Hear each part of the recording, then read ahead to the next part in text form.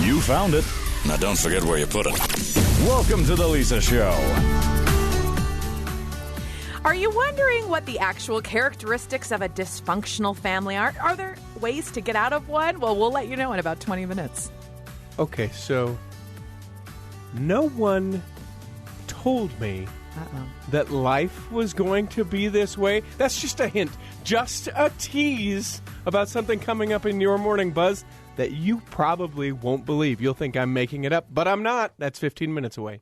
Now, when we talk about mental health and mental illness, we know that there are growing problems in our world today, but some of it could be from us finally just discussing it as a real issue in society. Another part is due to the pressures that we have in a fast-paced, all-knowing, result-based modern life. So talking about mental health is a really great thing, but sometimes we still struggle with how to talk about it. And learning what is appropriate to say and what's not is an entirely different discussion. So how can we learn how we can have more productive conversations around mental illness so that those who are struggling can really feel support and find answers? Well, today we want to have that conversation with Anthony Smith, a licensed mental health counselor, about what we can do to remove the stigmas when we talk about mental illness. Welcome, Anthony. Hi, thanks for having me. Thanks for being here. You know, we talk and throw around the idea, well, there's still a lot of stigmas around mental health. Let's just go ahead and peel back that cover. What are those stigmas that you see that are a problem today, right now? To be honest, the stigma really hasn't changed since people really started stigmatizing it on record, you know, back in medieval times and before, when it was, you know, misunderstood. There was really no science behind it. And they're like, oh, that person's possessed, that person's evil. And, you know, therefore they were ousted. And, you know, up until the 1950s, psychiatrists were referred to as alienists because they worked with the people who were alienated by society because they were so stigmatized and misunderstood and cast aside.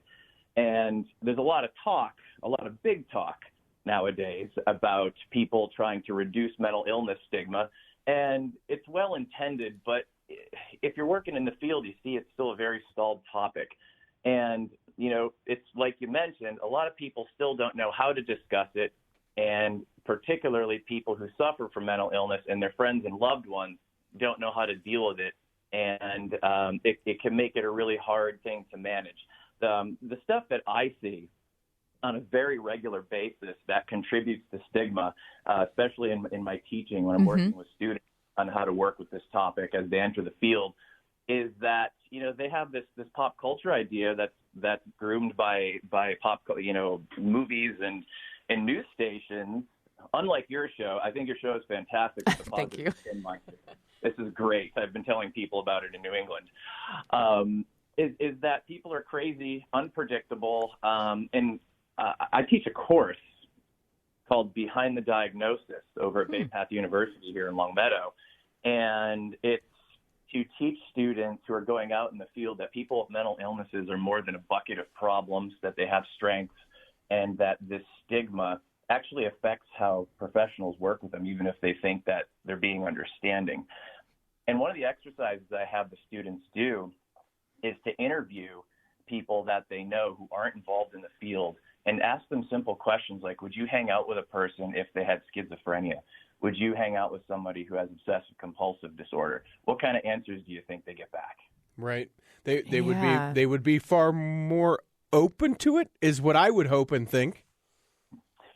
So the students, yes, because they've had Right. like four or 6 years of work in the field. Uh-huh. The folks that they ask, which is usually, you know, parents, friends, whatever, is, well, it would depend. Are they dangerous? That person could be too controlling. Those sorts of things. And so when we have these conversations in our families and with our friends about mental illness, what are some of the things that we could do to really be better advocates for those struggling with mental illness? I mean, whether it's ourselves or our loved ones. Yeah, great question. The two top items that I really try to get across that I've found help decrease stigma and get discussions going is that's one of the things I already mentioned, is realize that they're not a bucket of problems. People with mental illnesses, severe mental illnesses like schizophrenia, borderline personality disorder, severe trauma, OCD, they have incredible resilience. We got to look at the fact that most of them are still functioning. They're working. They're moms and dads. They're playing sports. They're having lives. Mm-hmm. They may not be living optimally because of the condition, but my gosh, they're keeping their head above water. And if we look at, it's interesting what happens if you say to them, wow, that's pretty tough what you're dealing with, if they happen to share, how on earth are you keeping your head above water dealing with all that? And you're going to hear them say, well, I do X, Y, and Z, and it's really helpful to do blah, blah, blah. And it's like, my gosh, they're creative and resilient. Give them some credit. Yeah. I like that perspective. It's different than what we hear. So much of this too is that because we're talking about it, you talked about like schizophrenia and obsessive compulsive, because we have conversations about it, it lessens sort of the, I don't know what a person like that would be like, and then the sort of fear that's based around it. Whereas if we talk about these different conditions or these different diagnoses, then we can go, oh yeah, okay, I know what that would look like, I know what that would be like, and yes, those people can be functioning members of society. Absolutely. I started off my career working in a jail for 10 years with the most mentally ill of the most mentally ill, who were also, many of them, criminals and minority status and poor. And I mean, talk about quadruple whammy for stigma. Yeah, right. And I remember talking to one fellow who was diagnosed with schizophrenia. He was in a wheelchair. And I worked with them on their discharge planning when it was time for them to head out. And I asked him what his plan was. He says, I'm going back to running my garage. And I was dumbfounded. And I'll never forget that moment, because, I mean, that really drove home. I was still kind of new to the field, that mental illness doesn't mean anything except that you're dealing with something. You can still have a productive life. It's not like in the movies where people are just off their rocker wreaking havoc. It's never that interesting like Hollywood makes it. Yeah, it's interesting to have this conversation about pop culture and the different stigmas that we have with mental health. And we're speaking with Anthony Smith, a licensed mental health counselor with a lot of experience in this field, about why it is the way it is when we talk about mental health. And I'd love to get your perspective now on why it is that you feel like we treat mental health issues so much differently than the physical ones, and what we could do to sort of change that narrative. Another great question. I think it's the intangibility of it and the inability to understand what would make somebody count, touch, tap in this ritualistic sort of superstitious way to prevent something bad from happening.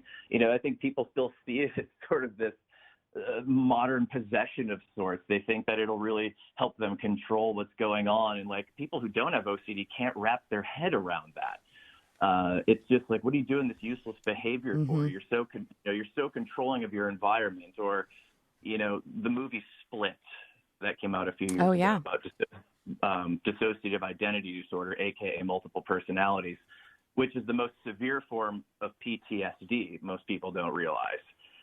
And anytime it's been portrayed in Hollywood, it's this almost sociopathic figure or figures causing damage by turning into these Jekyll and Hyde characters.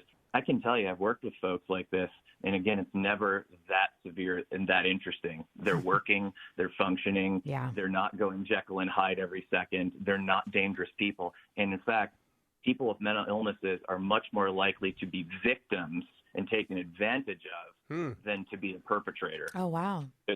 That's across the research if you look it up anywhere. Wow.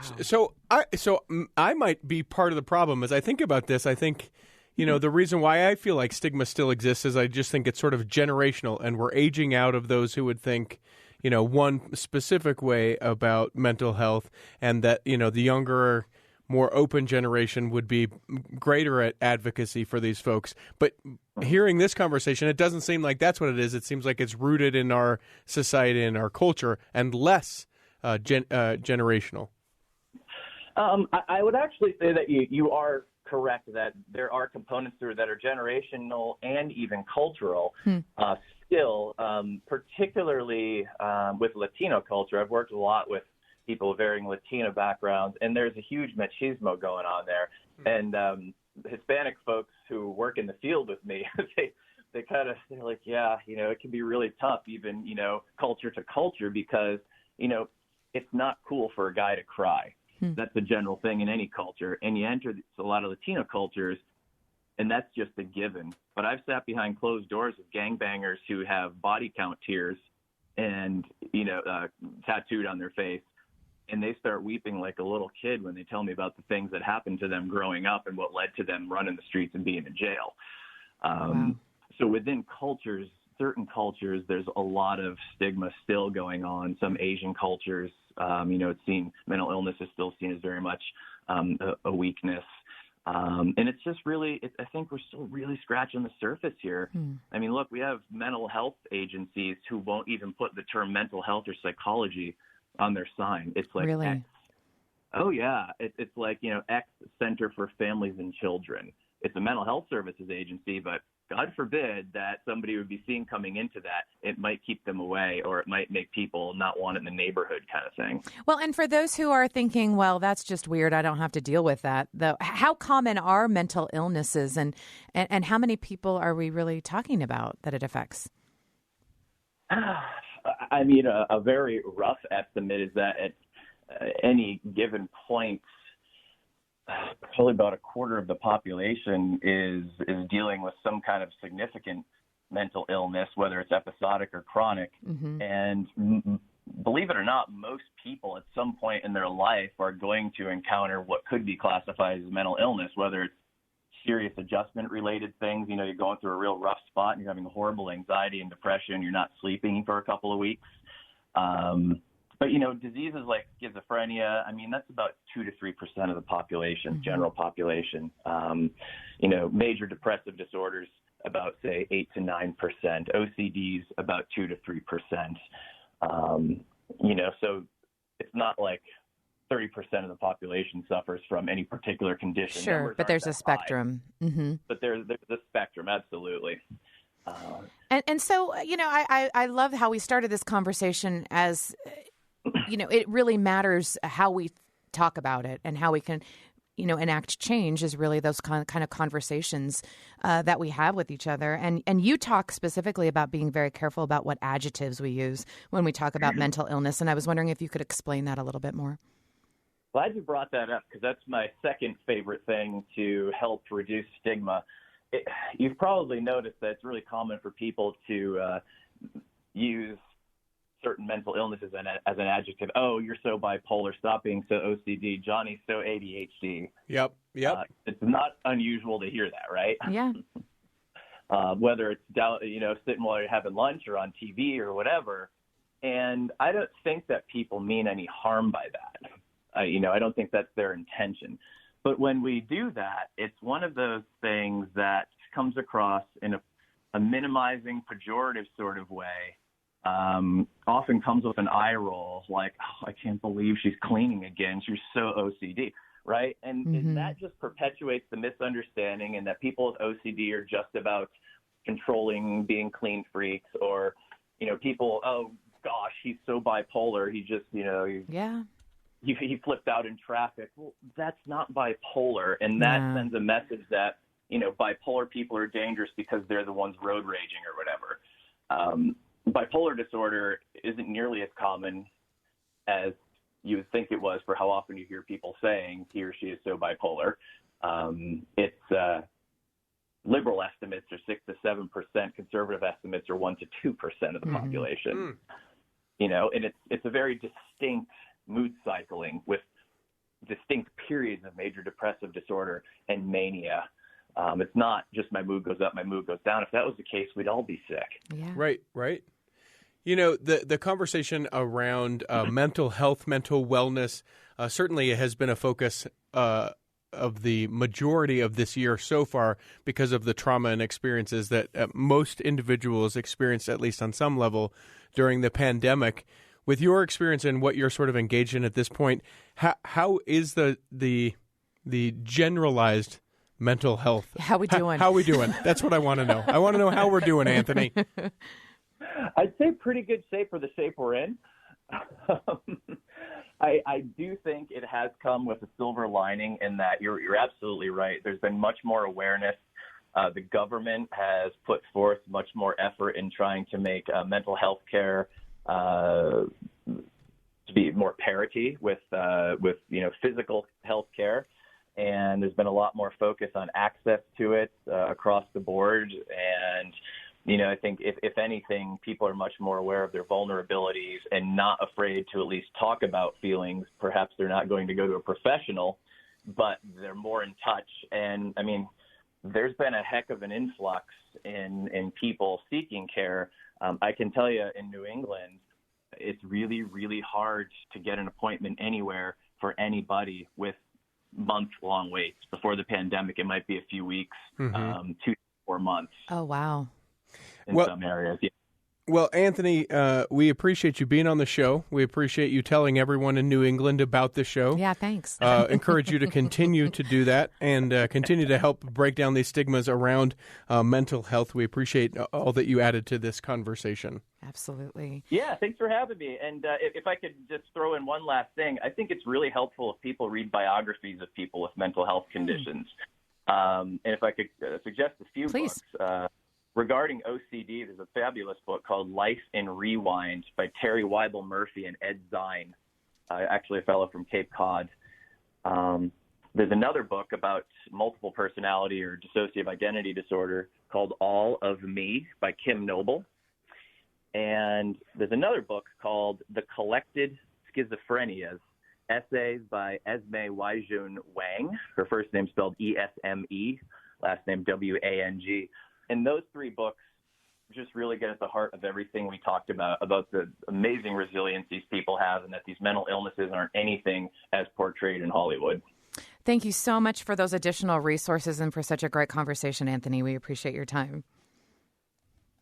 Anthony Smith is a licensed mental health counselor. You can learn more about his work from his website, newtherapisthub.com. And while you're online, head on over to byuradio.org, won't you please? Enter to win as part of Lisa's Adventure Club. It's byuradio.org and Lisa's Adventure Club. Now, if you have any sort of difficulty finding it, there have been a couple people who have messaged us both at The Lisa Show at BYU.edu or found The Lisa Show on social media and said, guys, point me in the right direction here. Give me a little help. And then I lovingly say, hey, this is where you can do it. And then they message back and they go, thank you. Now I hope I win an annual National Parks Pass from Lisa's Adventure Club. It's a great way to get out and have a good adventure with your family, with your friends. With your gal pals. I said that. Your bros. Yeah, your bros. It's bro trip. Bro trip or gal pals. The word of the week is trail. T-R-A-I-L. L. Just one L. No, sorry. just one L. Just one L. But I realized that I said entries. L weird. Trail is the word. Don't spell it like trial. No, that is a fool's errand. That won't get you anywhere. The word is trail. No 2 L's. Sorry, I confused everybody. I said L weird, and I wanted to correct it, and then I started adding L's to it. The word is trail, just like you'd think to spell it at byuradio.org. Now, coming up, is there a way to get out of a dysfunctional family? Change it? Well, we're going to answer this question coming up next. And my fingers are crossed that this story is true. Me and millions of other people. What story is it? I'm not going to tell you right now. I'll tell you coming up. It's part of your Morning Buzz. You're listening to The Lisa Show.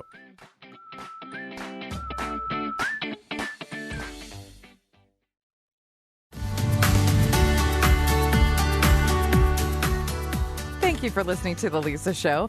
How often do you get conflicted about which choice is the right one? Do you have a hard time going back and forth? Well, in 20 minutes, we're going to learn how to make the best choice. But first, it's time for your Morning Buzz with Richie T. It's 3 things that are trending online right now. Take note, because these would be water cooler topics. You could put them in a little water cooler talk notebook. If you're finding yourself having a little bit of a difficult time being back in the office. Hello, talking coworker. Points. What should we talk about? This first one. Okay, well, I'm not sure. We know who Idris Elba is. Yeah, we do. Yeah. Well, he's been cast. Okay. In Sonic the Hedgehog, the sequel. First Cats, now Sonic. Idris, come on. A lot of people going, is there What There's else you got? a big paycheck associated with that. Well, listen, Idris Elba's joining the folks in the like of James Marsden, Ben Schwartz, Tika Sumpter, Natisha Rothwell, Adam Pawley, Shemar Moore, and Jim Carrey. Okay. All as part of right. Sonic the Hedgehog 2. Now, not to worry, Dr. Robotnik will be played by Good. Jim Carrey again. So I know there were a lot of people that were like, is he going to reprise the role? You bet. You bet he is. All right. Governor Andrew Cuomo announced that he will be resigning yesterday over barrage of sexual harassment allegations and a fall from grace a year after he was widely hailed nationally for his detailed daily briefings during the COVID-19 pandemic. But his lieutenant governor will take over for him, being the first female governor of the state of New York. So news happening out of New York, both of those things. And then finally, are you ready for this story? I think. I don't know now. I don't know that the world is ready. We learned when we watched the Friends reunion, and I say we because I know we all collectively watched that as they got back together years later. I can't believe it's been 20 years. Fabulous. Yes. Turns out, per an unnamed source, which I always like to quote, if you are going to quote gossip, make sure it's an anonymous, non-traceable source, that Jennifer Aniston and David Schwimmer, they're an item. No. Together. Stop it. I'm Ross not ready for this. And Rachel may, in fact, be a couple in real life. I need more information. Well, if you sit today and you're thinking that your job's a joke, you're broke, your love life's DOA, maybe you feel like you're always stuck in second gear. Yeah. Who knows? Who knows? You might end up living with 6 of your best friends one day, and then 20 years from now end up dating one of them. Who knows? That's real. Wow, that's big. Look, I don't even know what to say. I just want it to be true. Well, let me just say this. That's your Morning Buzz. Thanks, Richie T. When talking about families, people usually picture the perfect family, but that's not the case with most of us, I would argue. Certainly many people around the globe. Some people are part of what we may call dysfunctional families. Being part of a dysfunctional family might change people's relationships and the way that they see the world forever. So to help us understand what even is a dysfunctional family, some of the challenges that might occur as being part of one, we've invited licensed psychologist Dr. Jim MacArthur into the conversation. Welcome, Dr. MacArthur. Hey, how are you? Now, I think I'm great, but maybe I'm great. As we talk about this idea of dysfunctional, I think this is, again, one of those terms that we throw around that may mean something different. Oftentimes in a social conversation, we could say something like, oh, that's just my dysfunctional family, and that's not really what it is. Perhaps a good definition of what dysfunctional, especially when it applies to a family, might be a great place to start. I'm a 10 scale fanatic. My kids and grandkids they all laugh and say, well, you got to put that on the 10 scale because, grandpa or dad puts everything on the 10 scale. So I do that with, the functional side of families. I mean, dysfunctional means doesn't work right, but then when you say the word right, that sort of implies like there's a perfect way to do it, and you hope that you're doing it the perfect way. My feeling is how quote unquote right my family works is I put it on a 10 scale, and so I ask people, clients, for years I just say, well, just for the heck of it, rate what number would you put your family on, just from your subjective impression? And they'll say, well, I think we're probably at 5. Tell me what 5 looks like to you. And then we just go from there. And then it also gives people a chance to, when they think of improving their family, they don't have to go to 10 because I don't know what functional family at 10 is. Mm-hmm. They just say, well, how do I get to 7? And then we work on that. Yeah, a really great onboard in this conversation, and I appreciate that you spoke to the reality of, I don't know that anyone would say, yeah, we're 10 for 10. We've got everything figured out, and there is nothing going on, but that we just want it to maybe be better than where it currently is. What are some causes of dysfunction or dysfunctional families?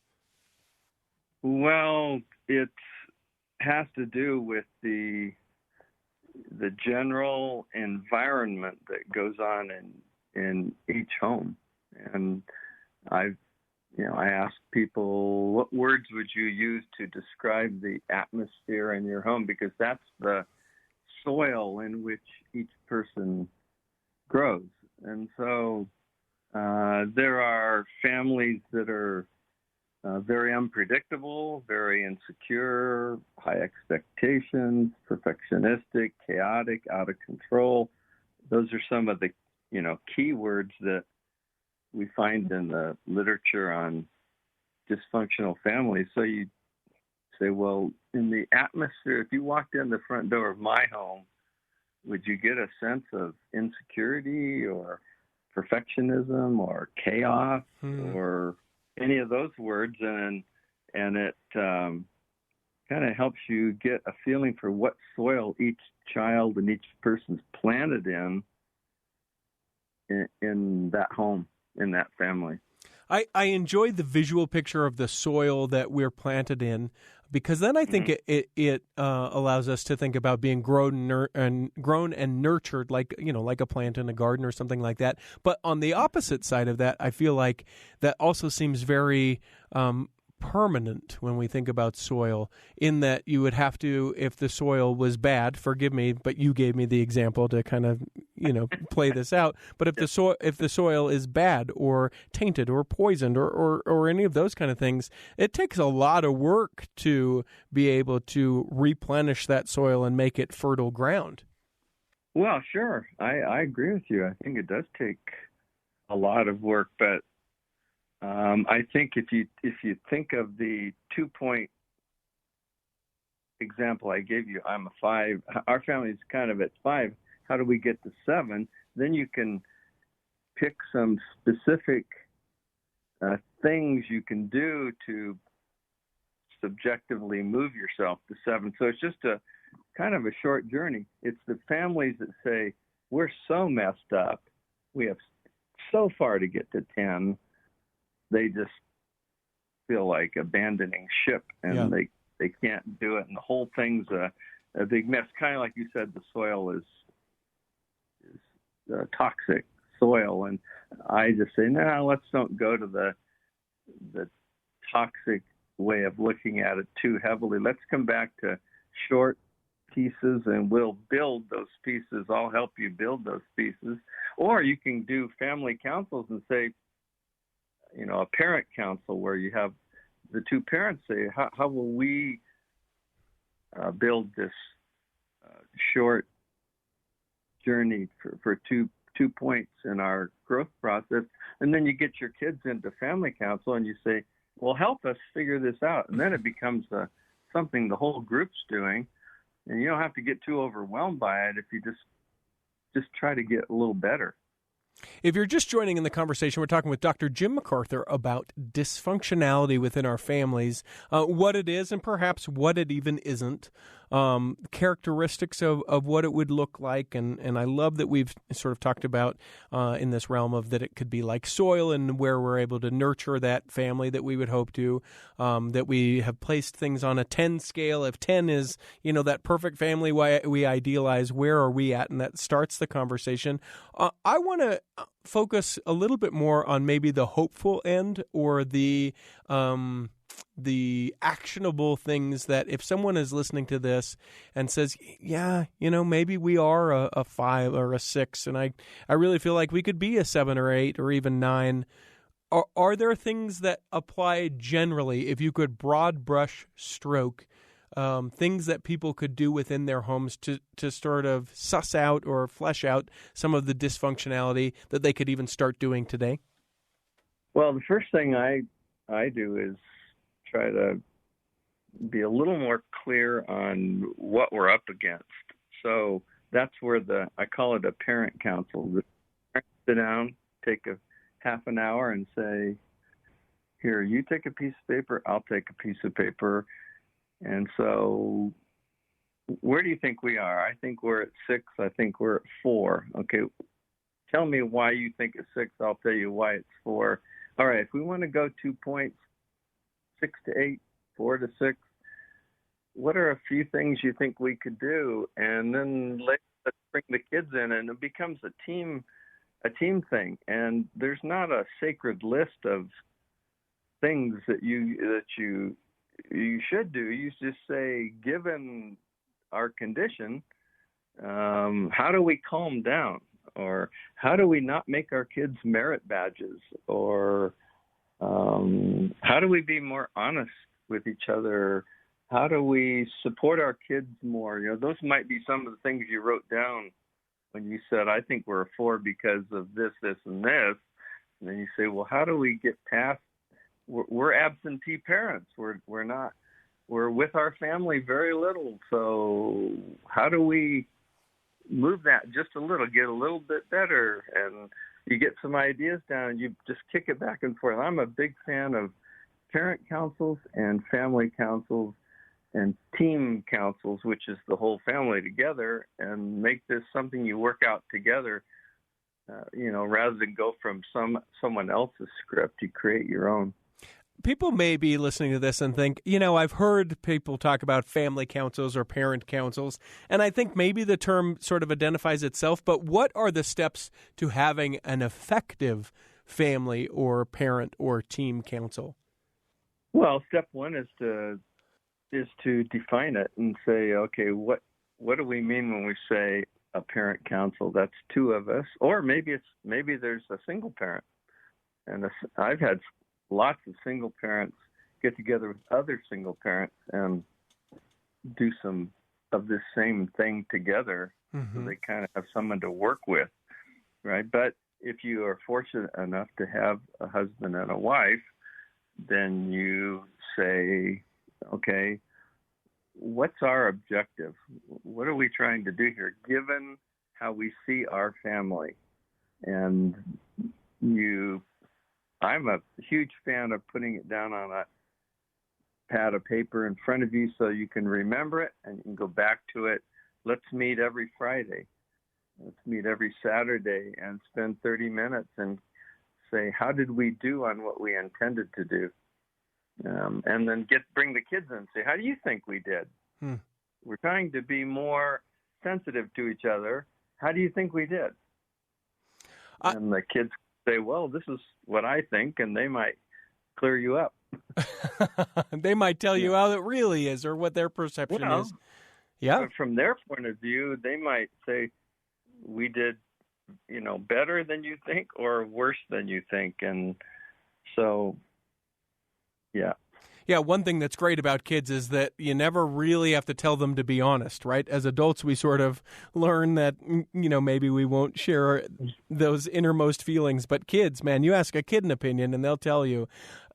I happen to notice as I'm kind of looking over some of the information about you that you probably had the team and the parent and the family council pretty well on lockdown with 10 children. Is that right?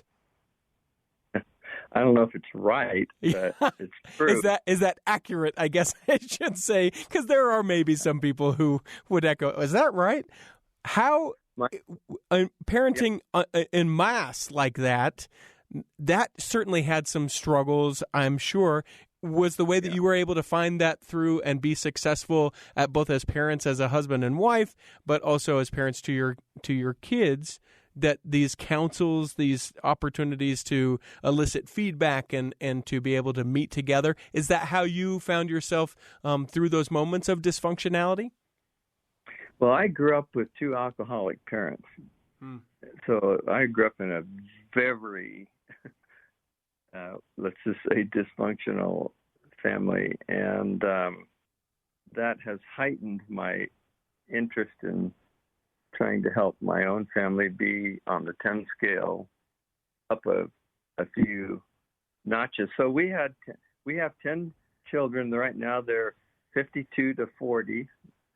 52 is the oldest, 40 is the youngest, and we have a ton of grandkids. And so we've tried to, we get together with our family once a month for a family dinner, and we'll sit down at the end and just kind of informally kick around some of these ideas and share ideas with each other across the different family groups and see if we can just help each other. And that's the whole focus of a family council, because that may sound like too formal of a term, but family council just means teamwork.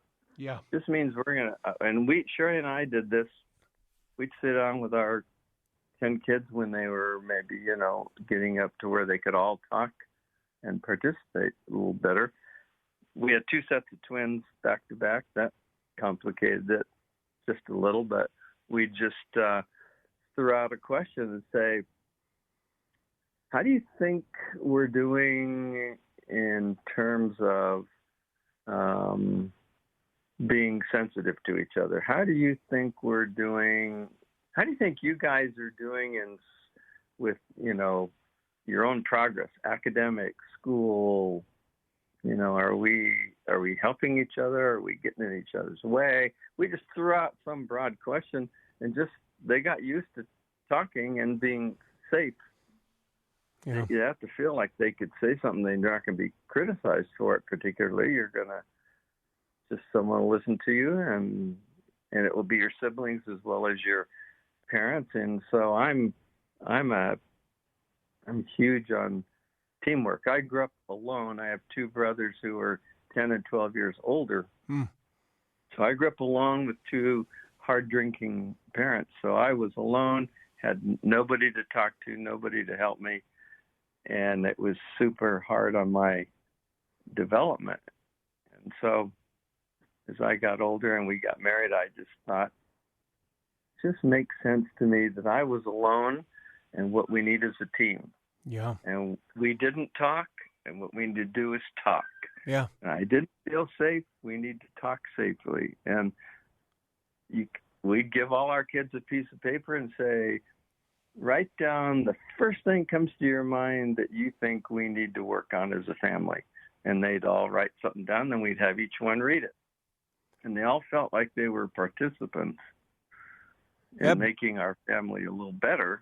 Because they were. Everyone has their own individual role. What I really appreciate about your story is that it could be very different, where you were raised in, your words, a dysfunctional family, and then having your own family of 10 kids, you and your wife sought out to create a functional family in which everyone was valued, everyone was heard, and everyone was a part of the team. I think it's a tremendous example that your life has led, and that people can be able to learn from this discussion. Jim MacArthur is also the author of the book Everyday Parents Raising Great Kids, which people can find online. Leave a link in the show notes. And as you mentioned, married with 10 children and a ton of grandchildren. And I measured, that's how many grandchildren he has, a ton. I think maybe numbered as many as 43, with even one great-grandchild. Dr. MacArthur, thanks for being on the show. Thank you very much. How much time do you spend trying to make a choice? Well, today we're going to help you speed up the process. That's coming up next. You're listening to The Lisa Show.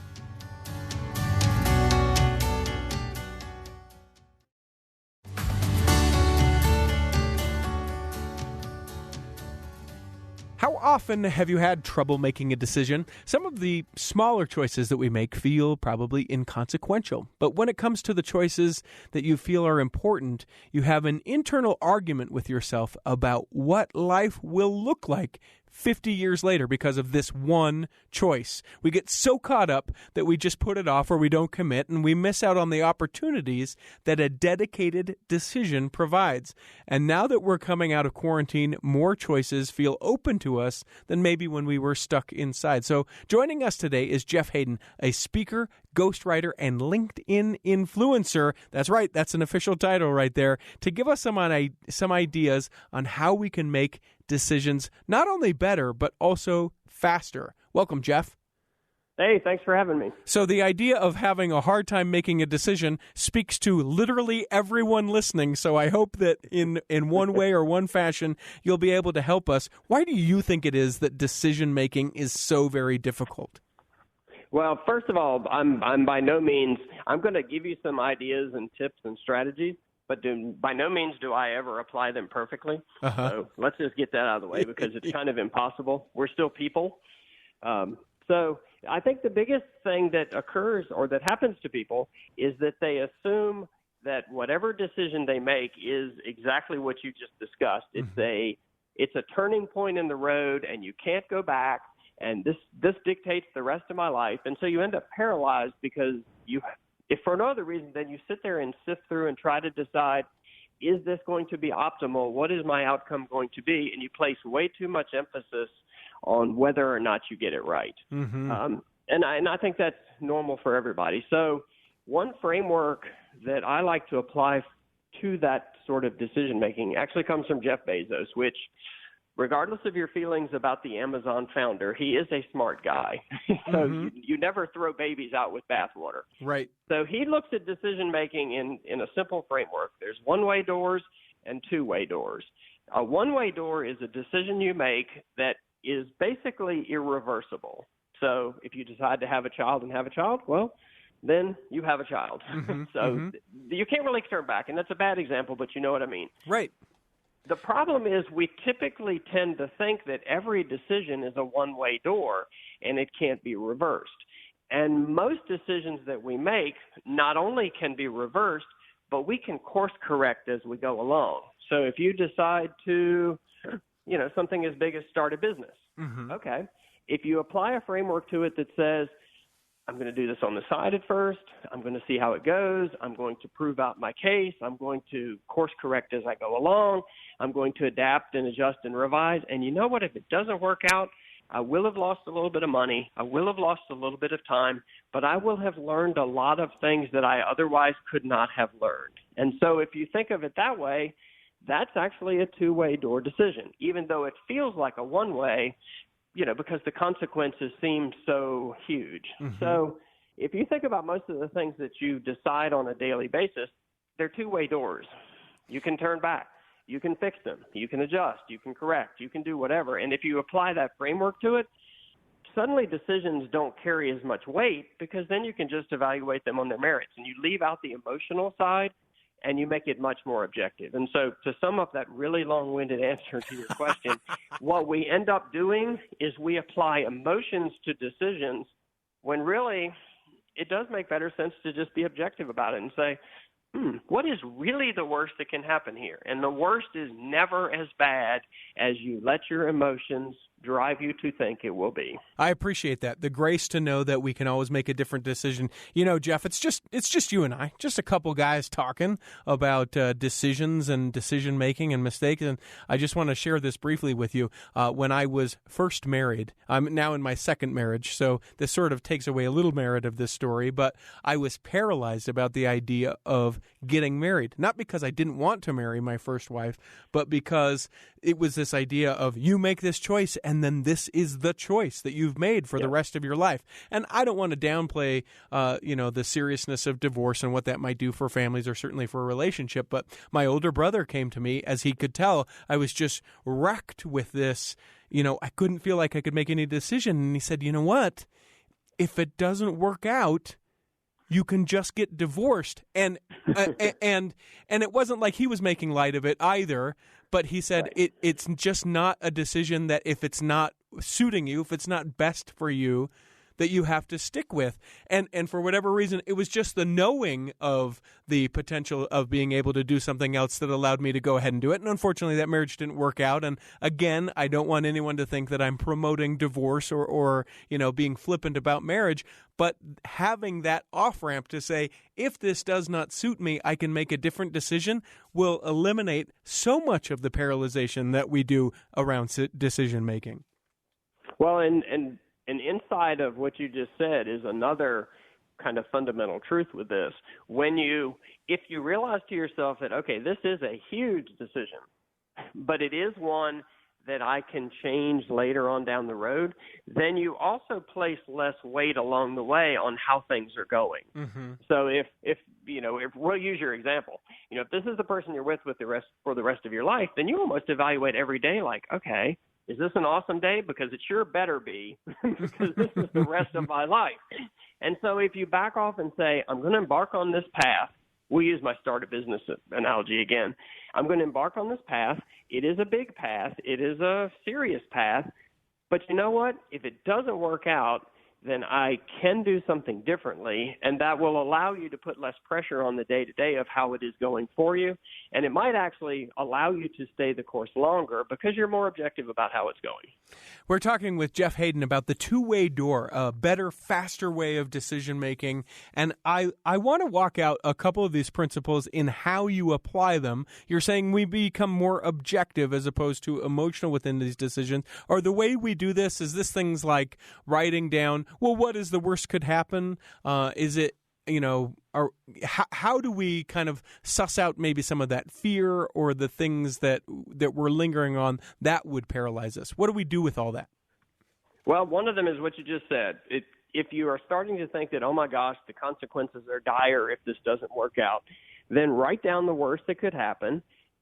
Some of them you're going to cross off right away and say, okay, that's really not going to happen. If my business fails, I'm probably not going to lose my house because I am smart enough to realize that revenues are not matching expenses early on, and I'll make some changes, and maybe I'll pull the ripcord before it gets too bad. Mm-hmm. So, yes, you could lose your house, but you will probably be smart enough to figure out what to do along the way. So that what is the worst that can happen and be objective about it thing, I think that really helps because most of the fear is the unknown.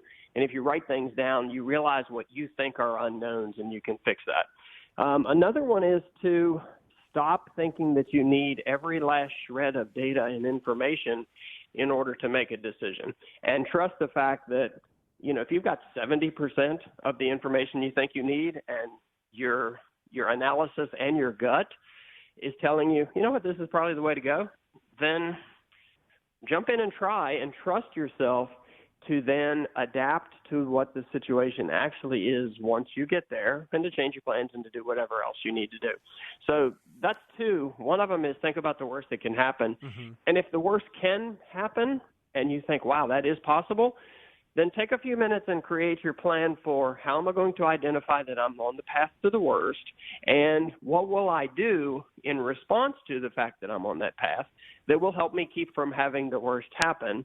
And then the other is to realize that, we have so much data available now that it's easy to think that there's one more piece of information that you're missing. Mm-hmm.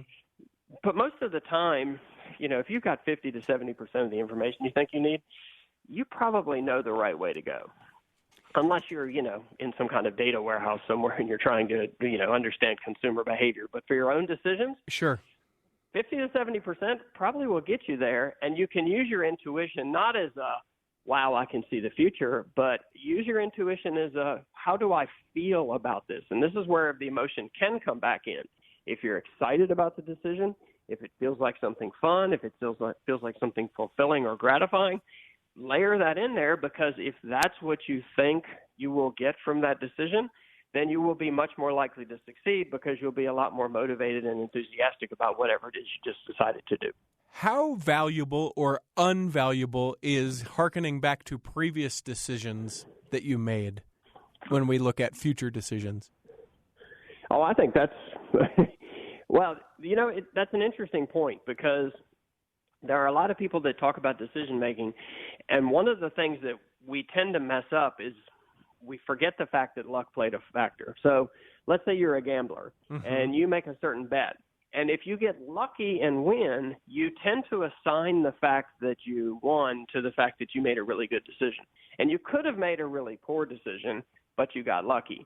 The same thing can happen on the flip side. You could have made the best decision in the situation possible, and it still not went your way.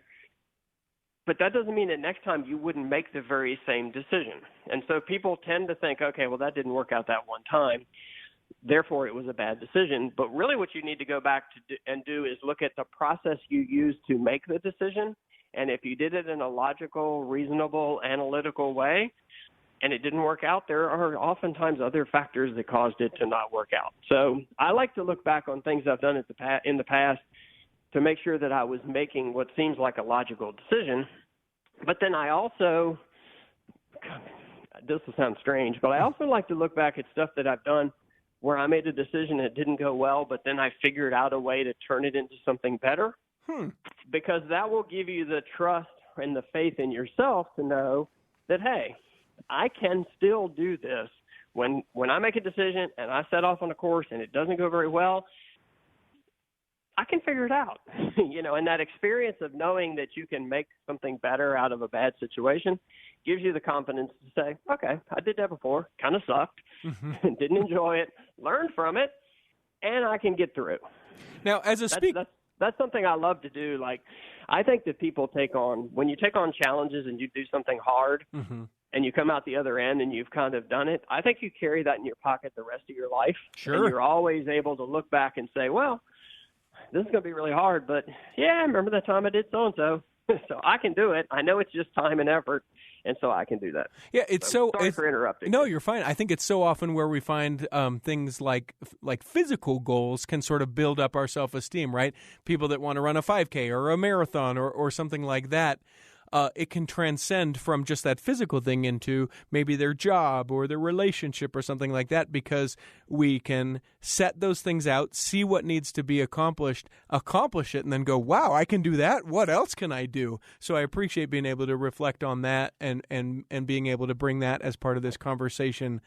One year I did it. It was part of me writing a book. But one year I decided to do 100,000 push-ups. Wow. I also did 50,000 sit-ups, but I've tried to repress that part of the experience. And so I did it because it was just a matter of doing a certain number every day for the whole year. And time and effort does usually add up to an accomplishment. Sure. But now if I have something else that comes up that seems really hard or daunting, I do catch myself saying, well, you did 100,000 push-ups, so no reason you can't do this. So that is a fun part of decision making, is when you have worked hard in the past for your success, it makes it easier to make decisions where effort is required because you know you can do it. If you want to hear more of Jeff, you can visit his website. You can go to Jeff Haden. That's HADEN.com. Speaker, ghostwriter, LinkedIn influencer, and contributing editor to Inc. magazine. Thank you so much for being on the show. And while you're over on the internet checking that out, go over to Lisa's Adventure Club and enter for a chance to win an annual National Parks Pass. You just go over to BYURadio.org.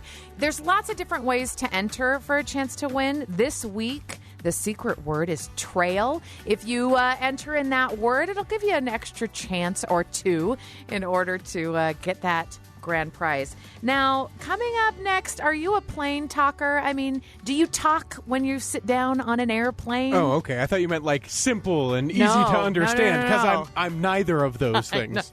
Well, we're going to talk about which one you are, which one's better. That's coming up next. You're listening to The Lisa Show.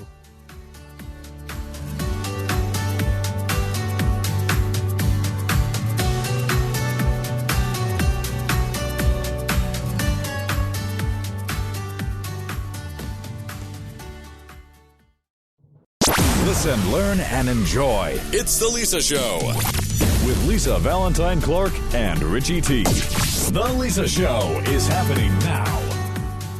How much time do you spend on other people? Well, coming up in 20 minutes, maybe it's time to focus on yourself.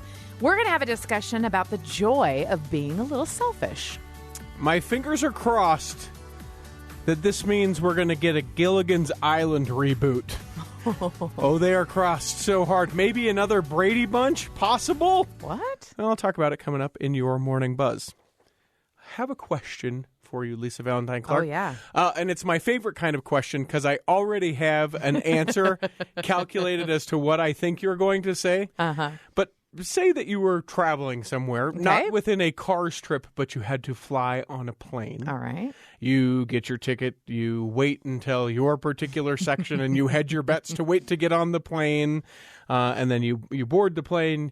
I would suspect that you are a too carry-on bag person. You sort of cheat the system just a little bit. Well, because it's a purse. Sure. Because I have a purse. Yeah, it's a bag, but a purse. It's a purse. Purse. I'll put it under my feet, and you find your way to your seat. What I want to talk about is a plane talker. Not meaning simplistic and or easy to understand, but do you talk on the plane? And my supposition is... Oh, yeah. 'Cause this is tough because I could see you being the person that talks the entire plane ride without any sort of question, right? Like you just would talk with the person next to you because you're a pleasant person to talk to. It's your profession. You are interesting and find interest in others. I could see that, but I could also see the plane ride time as... I don't have my 1,000 kids speaking into my ear right now. There is this book that I have been meaning to read, and I just want to be able to do that. I'll be pleasant to the person that sits next to me, and then I'll just sort of indulge myself in the book. Am I accurate to kind of... Yes, that's the struggle. Yeah. That's so funny. That's exactly the struggle in my head. I'm a chatty kind of gal. I like to talk to strangers. I'm an extrovert. I want to know people's stories. Right. I'm friendly. And yet I also like my alone time, and I like to sleep a lot on a plane and read a book. So, and I also should note that as an extrovert, I have a lot of introverted friends who have said on more than one occasion, when I am on a plane, I just put my earphones, on or in my ear, and I just look ahead because I'm sending a verbal cue and a physical cue, right? I don't want to talk. And so I always have that in the back of my head, like, don't be that person that your favorite people don't want to start up a conversation, but I don't want to be rude. So the struggle is internal. I have a hard time with this. And I think most people sort of engage in the plane ride the same way. Am I going to talk? Am I not going to talk? Yeah. Is the person next to me going to try and talk? Or are they not going to try and talk? You wonder about, are you going to have to share shoulder space? Yeah. Like there's a bunch of angst and anxiety. Well, I had the opportunity recently to fly on a plane. I would like to share with you a little story about my experience. On my particular flight, I was the middle seat. Oh, nobody likes the middle seat. Well, I'm cheap, so I sort of predestined myself, and when I was flying by myself, I found myself, it's going to, of course, be the middle seat. And as I make my way to my row, you're sort of sizing up the people and going, is that 13? Is that row 13? Oh, no, that's not row 13. And then you look beyond or before the particular thing. And I see a pleasant woman on my particular row and no one else. There's the 3 seats on the side, and I know that I'm the middle seat. And so I engage in talking maybe a little similar to you in that I want to be pleasant. I like to joke around a little bit, and then if I'm going to do work or read a book or listen to a podcast that I've downloaded or something like that, that's what I'll do the majority of the plane ride. It's a good plan. So I sit down in my prescribed seat next to the person, and then a blank seat on my left. Oh. And I say to the woman next to me, I say, hey, listen, if no one shows up, I want you to know I'm scooting over to the window, and it's not because you smell or anything like that. It's because I want to give us the space. And she sort of chuckles or whatever. Yeah.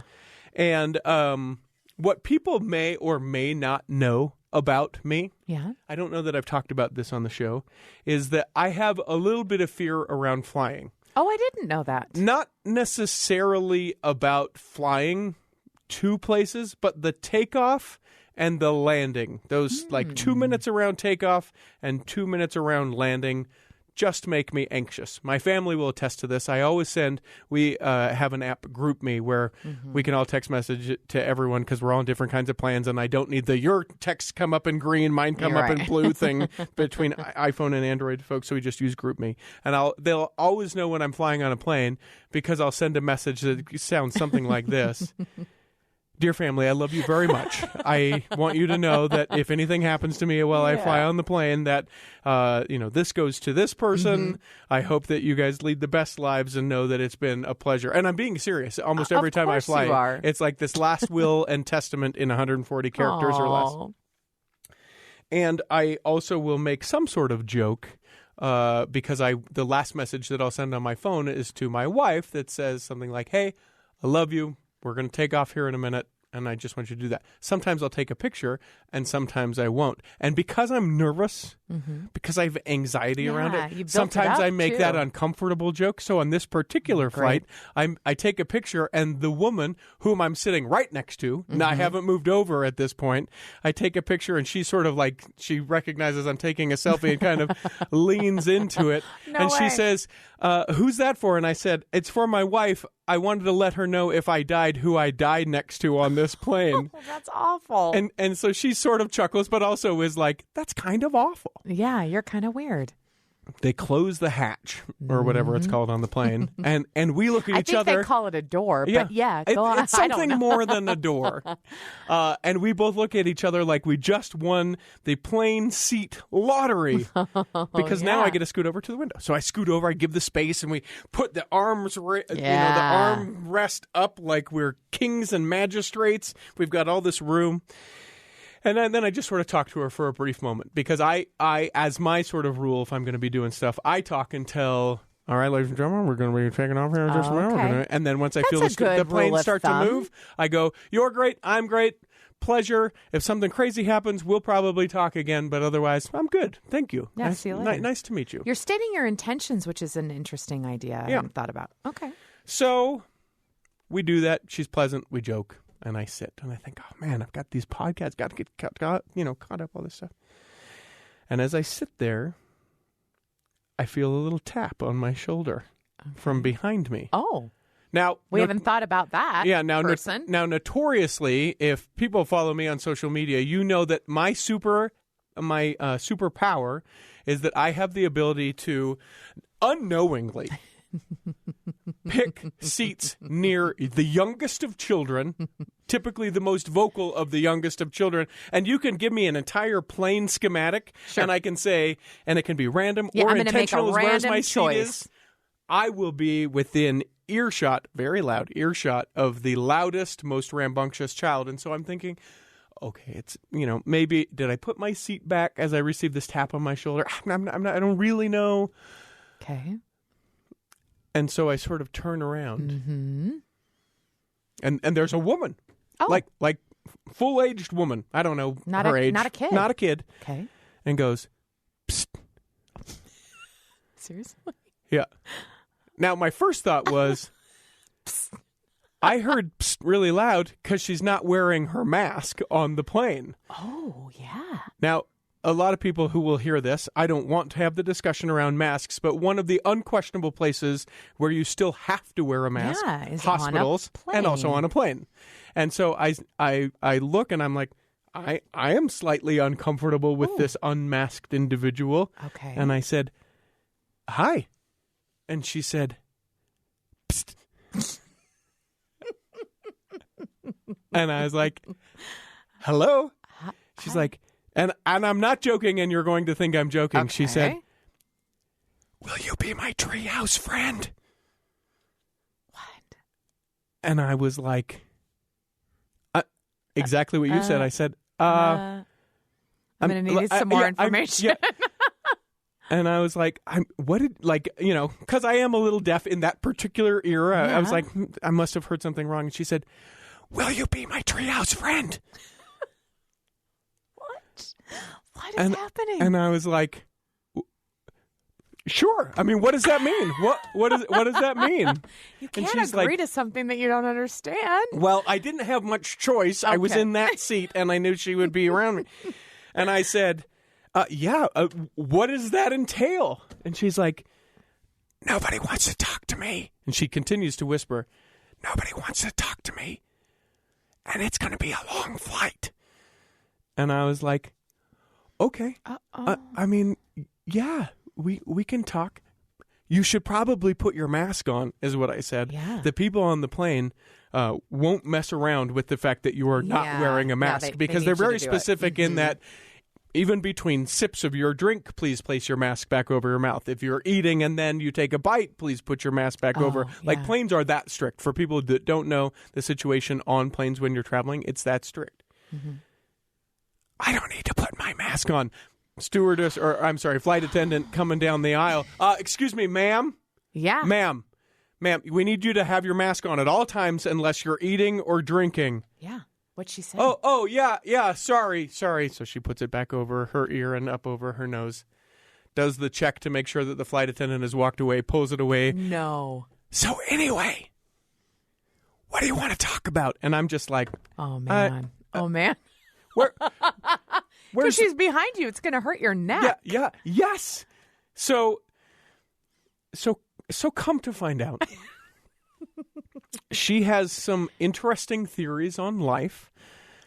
And she was able to, because you know how like sometimes you can just be like, I'm just going to turn around and I'm not going to pay attention to this. But she asked fairly deep, probing questions. Yeah. That I just felt like, there's something within my moral fiber that felt like I needed to respond. And I'll give you an example. Okay. Hey, yes.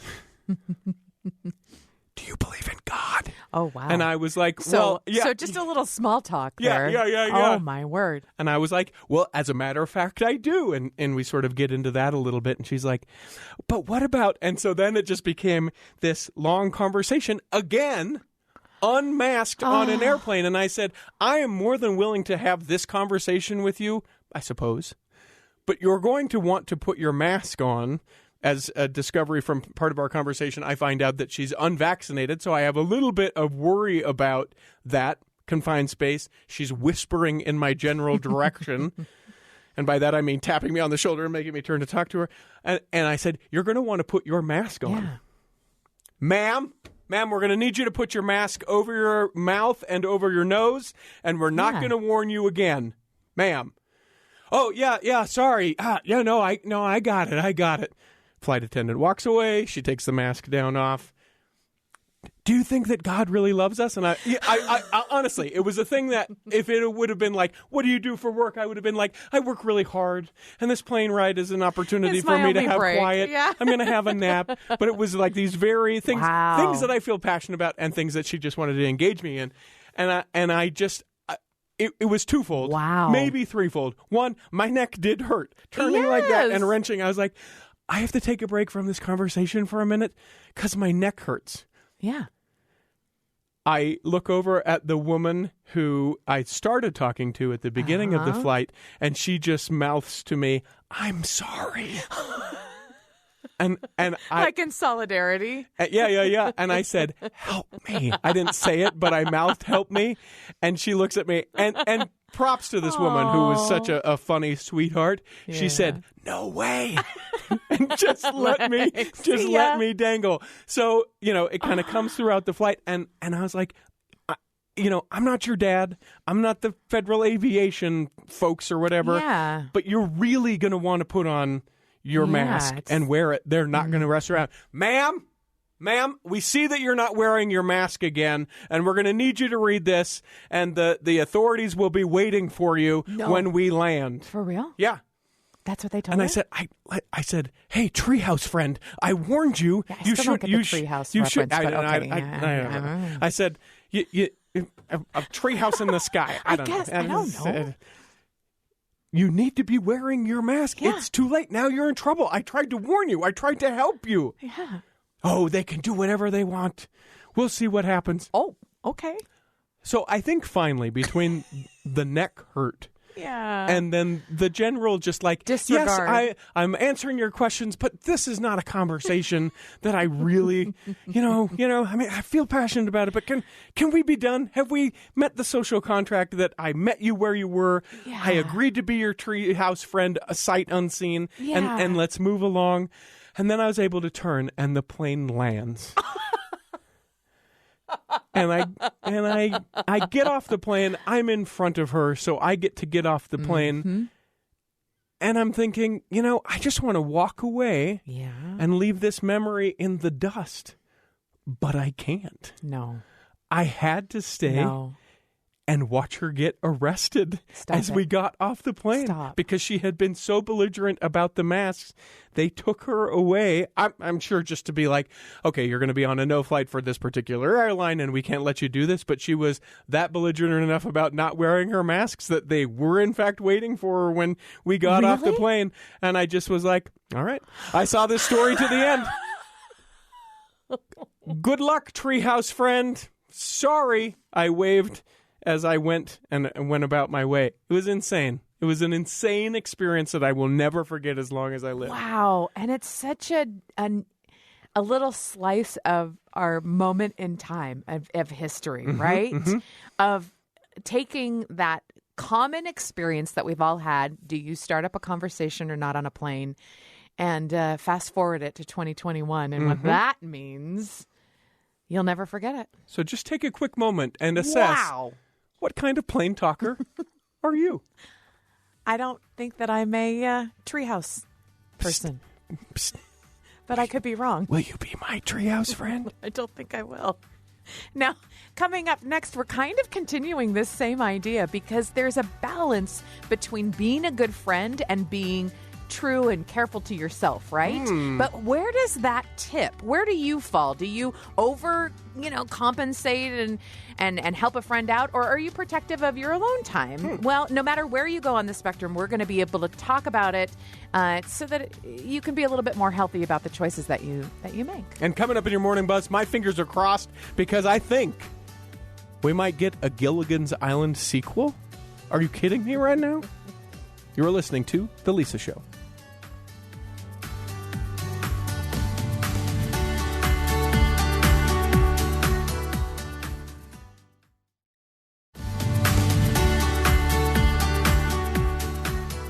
Thank you for listening to The Lisa Show. Are you looking to find your inner gifts? Have somebody told you got to find out that gift with deep inside of you? Well, in 20 minutes, we're going to discuss how you can unlock those gifts and talents and what that really means. But first, it's time for your Morning Buzz with Richie T. It's 3 things that are trending online, and I can't let this go. You said gifts. And in my mind, I thought, or is it gifts? Oh. 2 totally different things. Yeah, I'll clarify coming up in 20 minutes. Perfect. It's 3 things that are trending online right now. Things that folks are talking about. I like this first one because it's just simple. Okay. There is a band called Surf Curse. Okay. And a song called Freaks. The video is trending. It's not great. I don't love the video necessarily. Okay. Song's real good. Oh, I heard so that's it this why it's morning. trending? Yeah, well, I think the song has been out for a little while.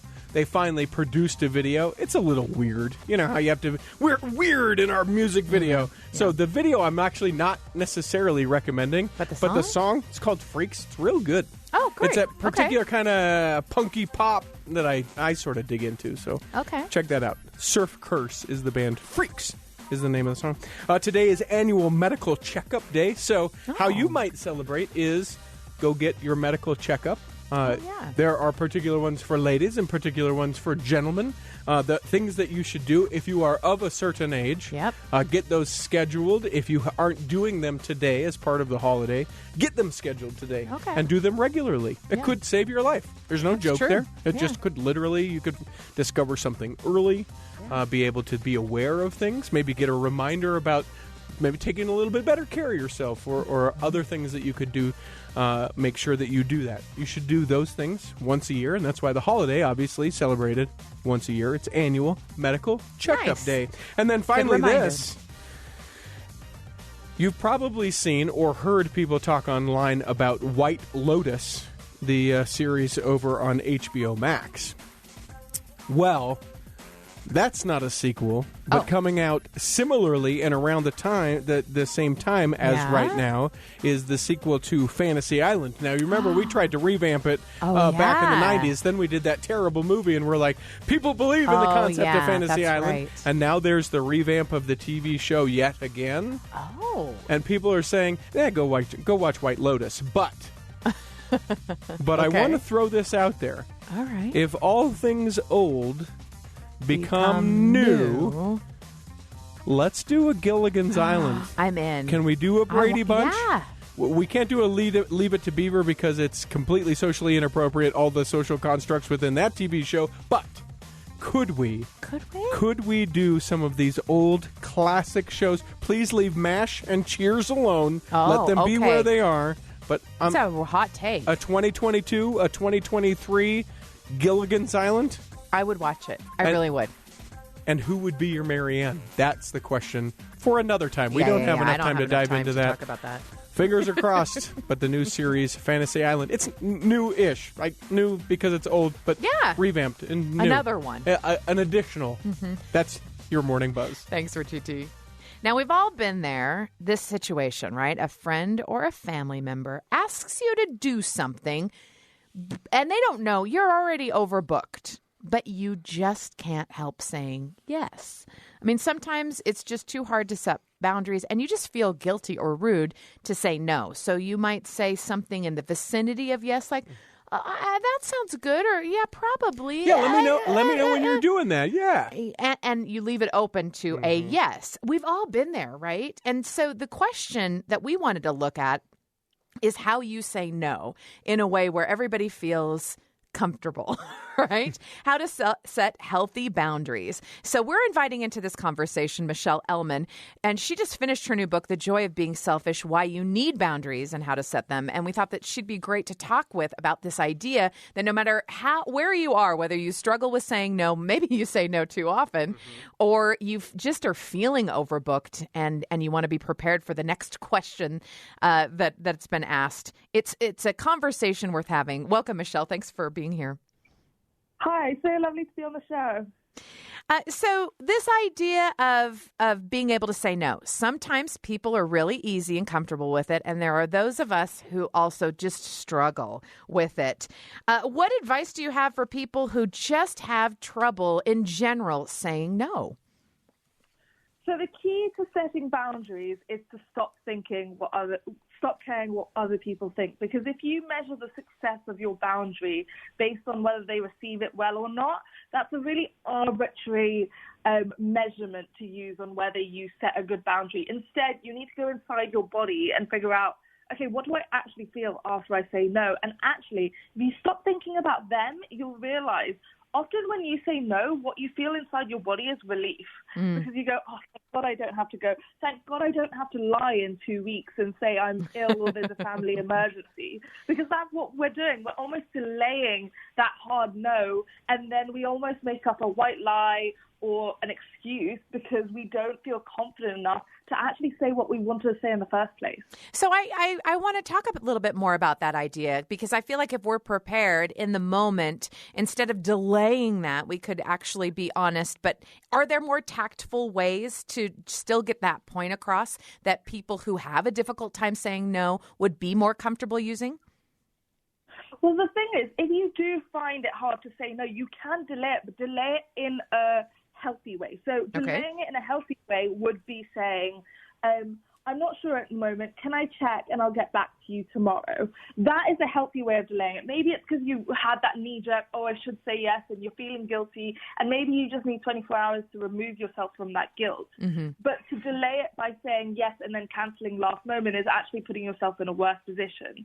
How you start practicing saying no is you start doing it with people who you don't know as well. So the waiter in a restaurant when you don't like the food, the hairdresser when they cut your hair awfully and they ask you whether you like it and you actually saying, no, I don't like it. These are people you never have to see again. So if you can't say no in those situations, you're going to have no hope saying no to your loved ones or family members. I like the idea of practicing with those that we don't have the relationships with. Would you like more bread? No! Oh, that was very strong. I'm just practicing. I'm just learning into this space. You know, people that hear this, especially those of us that are yes men and women, it just becomes almost a mountain that we cannot climb because we have that fear of, well, if I say no, will they ever ask me again? Yeah, sure. Or if it's a professional matter, you know, will people stop asking me to do that? Or would this lead to the next great opportunity? How do we overcome those type of mental obstacles in this? So I'm a life coach, and within life coaching, what we call that is stories, because you're telling yourself a story that isn't necessarily true. And you can do it, whether it's in the workplace, as you were saying, oh, you might get fired if you say no. With friends, it might be they might hate me. They're never going to invite me again. Uh-huh. These aren't facts. These aren't true. These are things that you are making up and the story you are telling yourself in your brain. And so if you tell that story in your brain, the feelings you have around it, whether that's guilt or anxiety around saying no, is actually associated to that story and rather than the action. So what other story could you be telling yourself instead? Well, it really doesn't matter whether I turn up to this party, they're going to have a great time anyway. I'm not pivotal to the success of this party, or that I have worked all weekend already. I am entitled to, I am allowed to have a weekend or an evening where I'm not working, and my boss doesn't have a right to have access to me all hours of the day. That's not the job description. Jobs come with specific times where you are working, and therefore there are meant to be times where you are off the clock. You know, when people have this discussion about saying yes or no, I think internally or even externally, they're worried about being selfish. And so I think it's interesting that you have this idea of like sometimes you need to be selfish. And I have certainly seen this in my own life or, you know, with those close to me.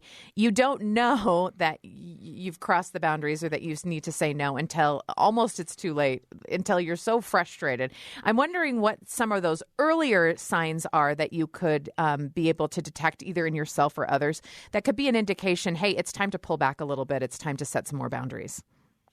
So the greatest sign a boundary has been crossed and you've not done anything about it is anger or resentment. And you'll know that if you're able to check in with your body. But even just noticing that you're exhausted a lot, because people who say yes all the time have no time and energy left for themselves, or it's the fact that you don't really trust the people in your life.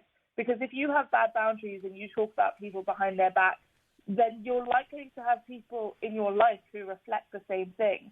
The biggest warning sign for me in my own life personally was realizing I had so many people in my life who made me feel bad about myself. Mm-hmm. And that's actually bad boundaries too, because there's no way you can build a self-esteem or have good boundaries when everyone around you is reflecting that you're a bad person or unlovable in some way.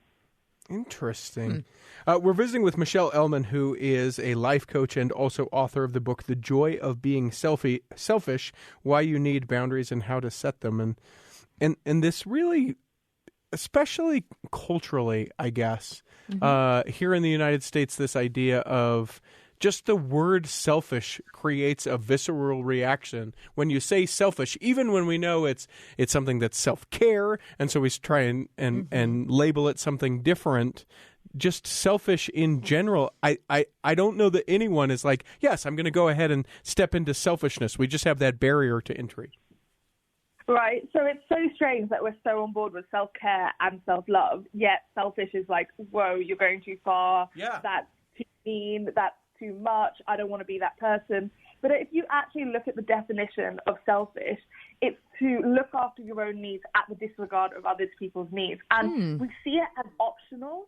But the thing is, if you actually want to have time for self-care or self-love or the energy to, and your rule is, yes, I'll do all of that, but only after everyone else is taken care of first, you'll never have any time and energy left. And so the way I rephrase it is the fact that you being selfish is actually not optional. If you want time for self-care and self-love, it's compulsory. Because for you to have that weekend, you need to disregard your boss's need for a reply to that email that instant. Or for you to have a weekend just to rest, you need to disregard your best friend wanting you to come to that house party because they didn't want to go alone. All of those things are disregarding other people's needs and taking care of yourself. But I do think that in the long run, when you are selfish and you take care of yourself, you're actually doing the people in your life the greatest favor, because it means they don't have to take care of you anymore. You know, you've talked about some specific examples about how to set boundaries at work or with friends. What about setting boundaries in a romantic relationship or with your family? How does that change? Yeah, so I think especially in a romantic relationship, we have all of these sayings like "my other half" that implies that there are no borders or boundaries between you and your partner. And I don't know whether you've ever had the experience of telling a friend something personal and then finding out their boyfriend knows that piece of information and you didn't really want to share it with the boyfriend, you wanted to share it with them. And because you saw them as two separate human beings, that was an automatic permission. And so it's about treating yourselves as two separate beings. When it comes to families, I think the difficulty is that your patterns are more ingrained. There is a nature with families of this is the way it is, this is the way it will always be. However, I think there are no separate rules for family. I think the standards I want for how someone treats me are the same in other areas of my life, but also within my family. And my family don't get an exempt number of rules just because we're blood. That's a good point. In a broad brush stroke, are there particular cultures and or communities that are particularly gifted at being able to set boundaries and or particularly restrained as far as being able to set boundaries because of culture? So I think I don't know about culture, because I think culture can be both used as a strength and an excuse. But children are very good at setting boundaries, and those are the people we should be learning from. So if you take a child's toy, they will yell no at you instantly because that's their material boundary. It's only once we are capable of thinking, and this happens around the age of 3 or 4, so it's called theory of mind. Once you're able to realize other people have thoughts too, and before that, children are only aware of the fact that they have thoughts. They aren't aware that you think as well. But at 3 or 4, you get this thing called theory of mind, and you're able to have both the idea that you think and they can think about you. That's when boundaries get more complicated, and this factor of what does someone think of me and how do I want them to think of me starts making boundaries a little bit more complicated. So let's go a little bit of a step further. You've set a clear boundary. You're getting a little bit better at it. You've started to practice. What are you supposed to do when boundaries are crossed? You reinforce your boundaries. So sometimes it's literally like with children. You say, if the first time you've ever set a boundary, especially let's say it's a 10-year relationship, sometimes people don't take you seriously because maybe in the past you've not reinforced your boundaries. So you set it a second time. Hey, you know that conversation we had last week about how I don't like it when this happens? I really meant it when I said it, and if you do it again, I'm not going to stay in the room to have that conversation. I'll walk out and you can come find me when you're ready to act a certain way. So you reinforce it and you hold firm on it. And just because someone crosses it once, it's not necessarily malicious, but if they're used to you being a certain way, sometimes readjusting to the new you can be a difficult process for the other people in your life as well. Yeah, because you're adjusting to yourself setting boundaries, and the people around you, they may be used to you behaving in a particular They've way. got to get used to it. And if you change, then they go, whoa, Hey, but Lisa, no, Lisa, come on, it's Lisa, we need you to do this thing. Nope, I'm setting the boundary. People will try and test us, especially as we're making these first steps. It gets easier as we do it? Yes, and also the reward and the prize you get at the end of this rainbow is your life is so simple. Like, you don't have to question whether your friends are angry at you, because if they are, they'll just tell you. You don't have to second guess whether people actually like you. When you turn up to parties, like the number of times I turn up to parties now, my friends joke, obviously post-pandemic, like my friends joke, oh, wow, you actually turned up. Like, I'm so honored. Well, they knew that you wanted to be there then. They didn't have to question it. it. What? Like, it kind of shocked me, because I was like, wait, were you taking me for granted that I would turn up to everything before? And now suddenly, because I actually start saying no to a few invites, you're like, oh, her attendance isn't something I can take for granted, because sometimes she does actually say no. Yeah. That's so interesting, and it's a different mindset. Do you think that the feeling of guilt of letting somebody down, does that dissipate over time? It definitely gets easier because you start to realize the benefits. And I also think there's a big shift. For me, it was about 3 months into doing this, that you never lose the right people from your life by setting boundaries. You only lose the wrong people from your life. There will be people in your life, if you've never set boundaries, who take advantage of the fact that you are too nice, you always say yes, are very accommodating. They're the kind of people who use you in a not so nice way of phrasing it. Mm-hmm. And as soon as you set boundaries and you're not able to be taken advantage of, those people disappear really quickly. Almost like a self-selection. Valuable.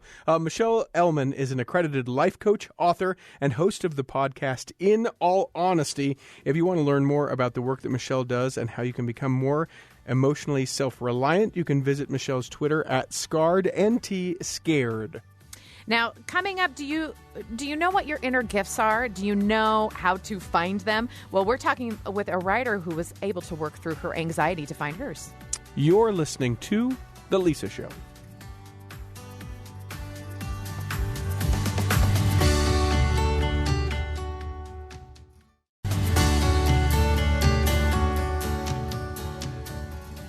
Every one of us has a unique something special, right, to bring to the table. I don't know. I know. I don't know if I have any. But I say that jokingly, but people will hear this conversation and go, well, I don't know what my special gift is. I don't know what's inside of me that's waiting to come out. Sometimes it's hard to recognize what we bring to the table, and it might even be easier to recognize that in other people. But when it comes to ourselves, it can be difficult to see what those hidden talents or gifts are. And so we thought it would be a really great opportunity for us to talk about how not only we discover these hidden talents, but how we cultivate them and what that really means. So we've invited Debbie Montega to join us in this discussion. She's a writer who was able to work through her own anxiety and discover her talent, which is writing poetry, in hopes of inspiring others to find their hidden gifts as well. Thank you for being here, Debbie. Oh, thank you for having me, Lisa. I would like to, first of all, start this discussion when we talk about gifts that people have or individuals have or these hidden talents. What are some examples of this? What are we talking about? Well, I'm talking about things that people are passionate about and what they want to give back, seek within themselves and give back to the world as part of their mission in here. I truly believe we're all born with gifts and talents. Some of us, it takes a little bit longer to find through our life. I discovered mine in my 30s. I think before I discovered my true gifts and talents. And what I mean by that is what I'm truly passionate about and I love doing and I love giving back. I look at myself as prior to that time, before my anxiety, I was basically existing. And now I say once I found my life or my gifts, I'm living. Okay. I'm able to contribute back and feel the peace and the joy in that. I have never heard, as we talk about gifts, related it as passions. Like I always think as gift is sort of that innate ability to do a particular thing, as opposed to I feel really passionate about something. Do you think that that's sort of unique in the way that you've poised this? Not necessarily, because I think when you're passionate about something, you give it your all. And you're excited and you're good at it.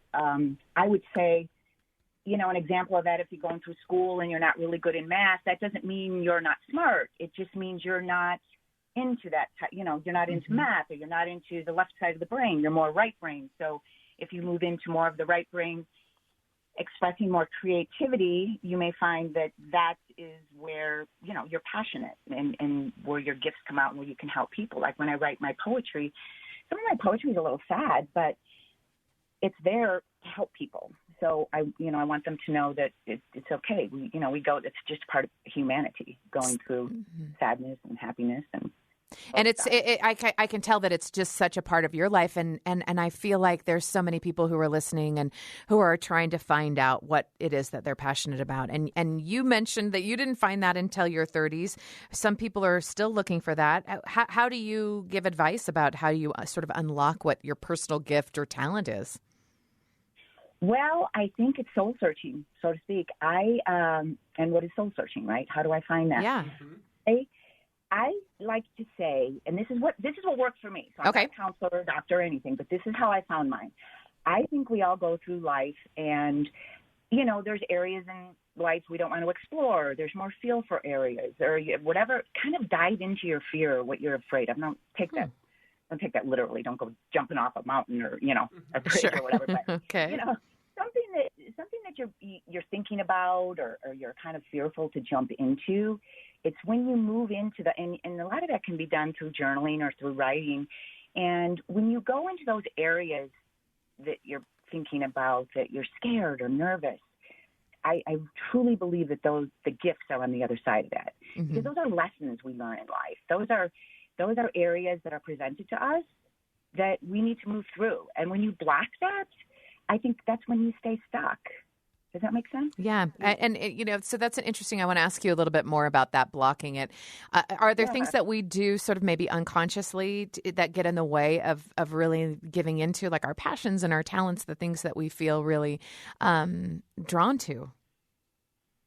Yes, absolutely. I think a lot of things, I talk a lot about processing emotions, and I think people go, what are you talking about, processing emotions? Yeah. Because prior to my anxiety, when I had the anxiety, I didn't know where it was coming from. I had all the physical symptoms, the heart racing, the clammy, the mindset. I was just so disoriented, so to speak. I mean, I was in my space, but I wasn't. I wasn't clear thinking is what I mean. So I think moving through that and finding, and I just lost my train of thought there, finding that place kind of helps you with, manifesting what it is that you need to work through to get to the other side of those emotions. Now, Debbie, something that strikes me that I would just want to ask you real quick. This is more of a technical question. I don't know how to say your last name, and I want to make sure that I give you the respect with it. How do you say it? Montasia. Montasia. Where your particular gift and talent is poetry, there is something beautiful, illustrative, and also activating about poetry that is a different kind of gift than, maybe someone who's passionate about mathematics or something like that. As you have connected that and been able to thrive within your poetry, how do you feel like that has changed not only your life and those around you? Well, I think when you speak of math or something, that's something that's learned. Poetry is something that is, I think, individualized and comes from the heart. Poetry is very vulnerable. Mm-hmm. It speaks of your true voice. It speaks of securities, insecurities, all kinds of emotions within you. So I think that would be the difference between that.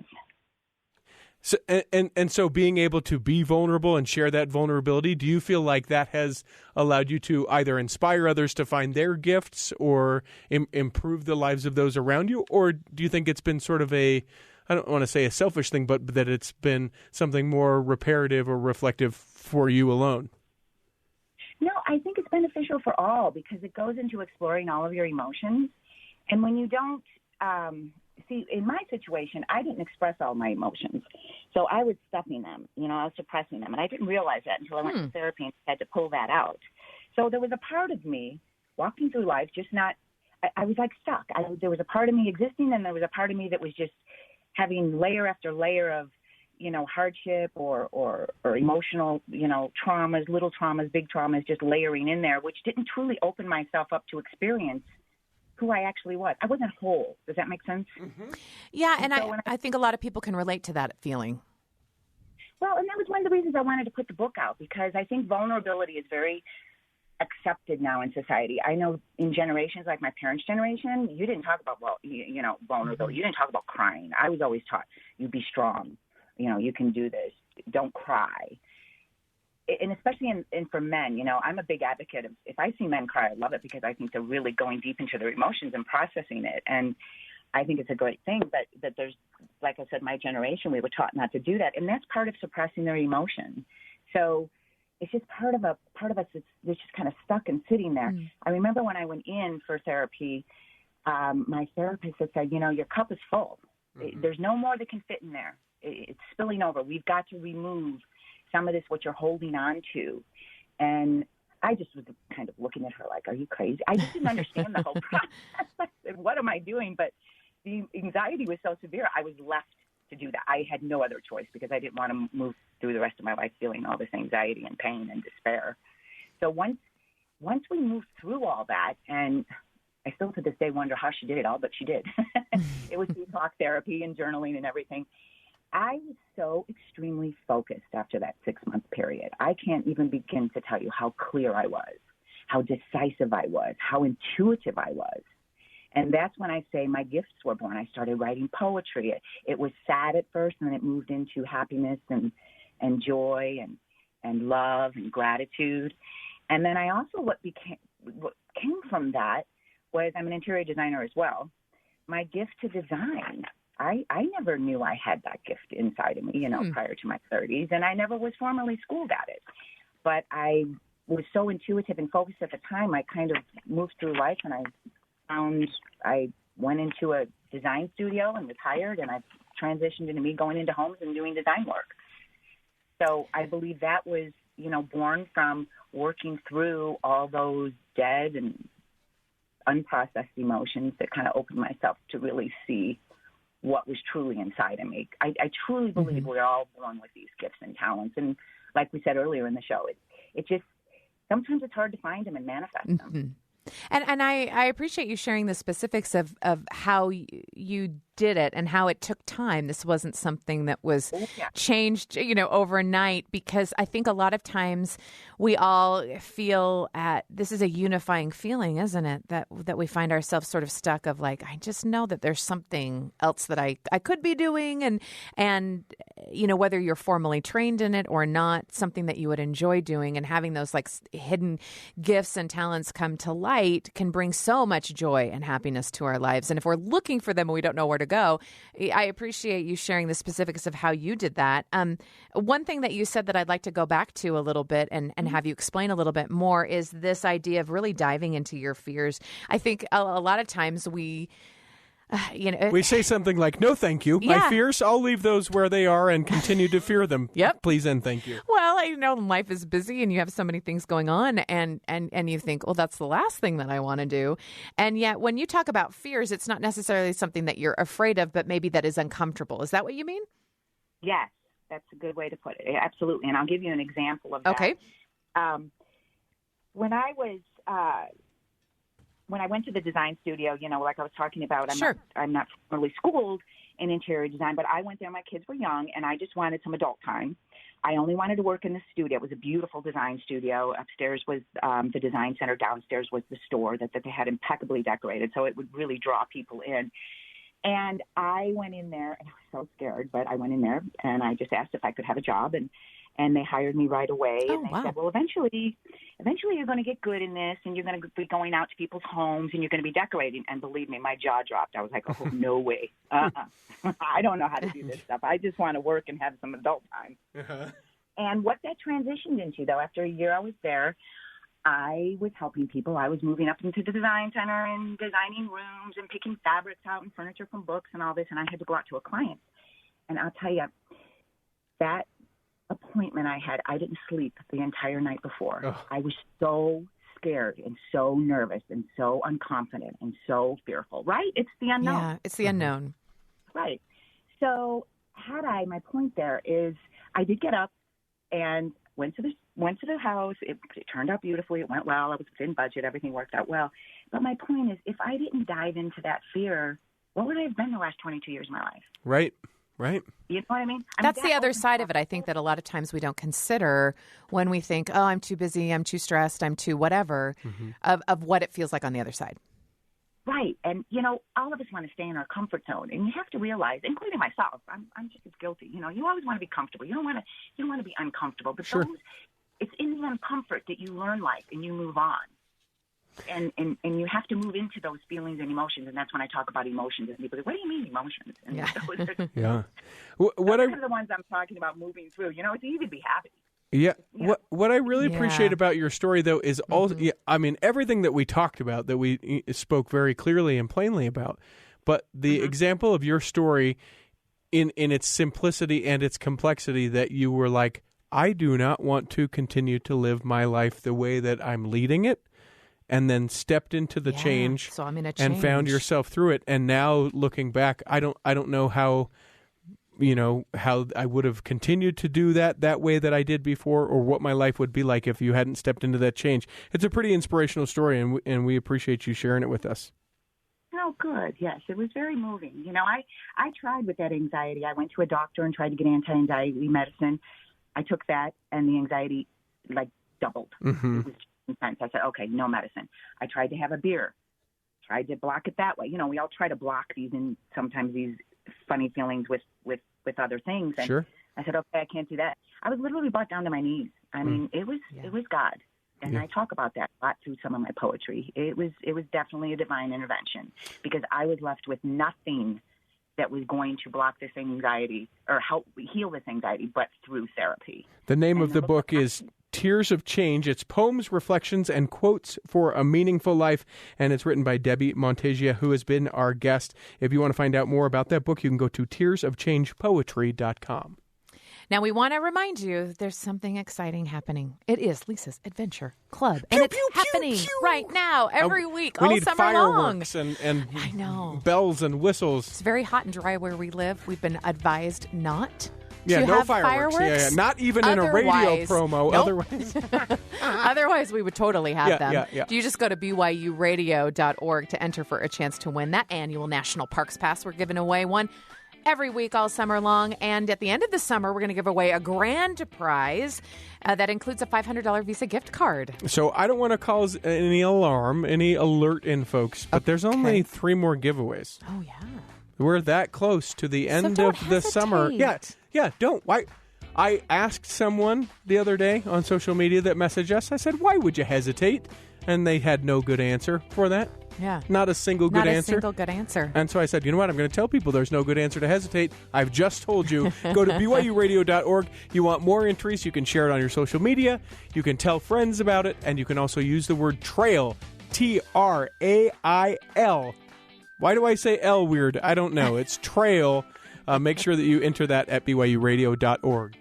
The Lisa Show is a production of BYU Radio. You can find everything you need on the BYU Radio app, where you can listen on demand. You can also find us on SiriusXM Channel 143. A great way to share the show with your friends is via our podcast. Oh, yeah. You can say, hey, do you listen to podcasts? Why, yes, I do. Check out The Lisa Show.